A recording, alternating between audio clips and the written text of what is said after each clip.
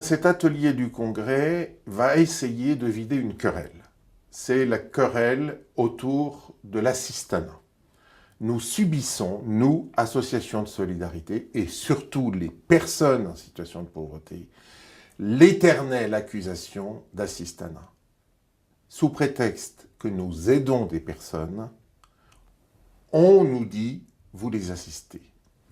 Et c'est dramatique, parce que ce discours vient d'abord de responsables politiques, parfois même de tous bords.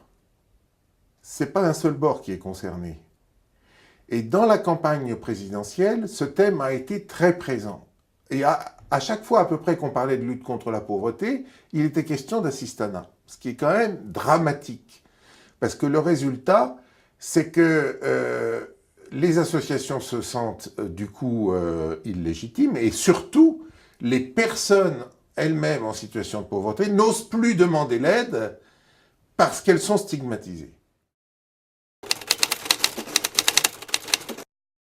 Je crois qu'il faut d'abord changer les discours et changer les mentalités, changer le regard des Français sur Français et population globale habitant la France, sur les pauvres. Il faut un regard plus bienveillant, il faut cesser de considérer que les pauvres sont des fraudeurs et des paresseux, ce qui est archi faux. Ça, c'est la première chose à faire. Alors après, il y a un second problème qui est assez différent, qui est celui de savoir si notre système de protection sociale peut continuer à être, à financer tout ce qu'il finance aujourd'hui.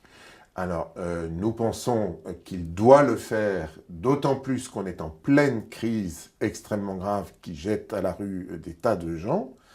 Mais il y a peut-être d'autres façons aussi pour les associations d'aider, et notamment des modes d'intervention plus collective et non plus ciblés forcément sur une personne. Leur participation est très importante, aussi bien les associations nationales que les associations locales de terrain. Parce que ce n'est pas une réflexion théorique, l'assistanat, l'assistance, l'aide.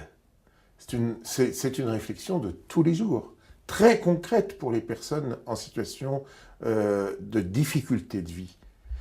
Et l'enjeu est capital. Quand vous pensez qu'il y a la moitié des bénéficiaires qui devraient recourir au RSA et qui n'y recourent pas, pour plusieurs raisons, mais notamment parce qu'ils ne veulent pas de l'assistanat, c'est quand même extrêmement grave. À quoi ça sert que nous continuions à faire des lois sociales protectrices si les personnes ne s'en servent pas parce qu'elles sont stigmatisées? Donc on a vraiment besoin que les associations se réunissent pour bâtir ensemble une réponse à l'accusation d'assistanat.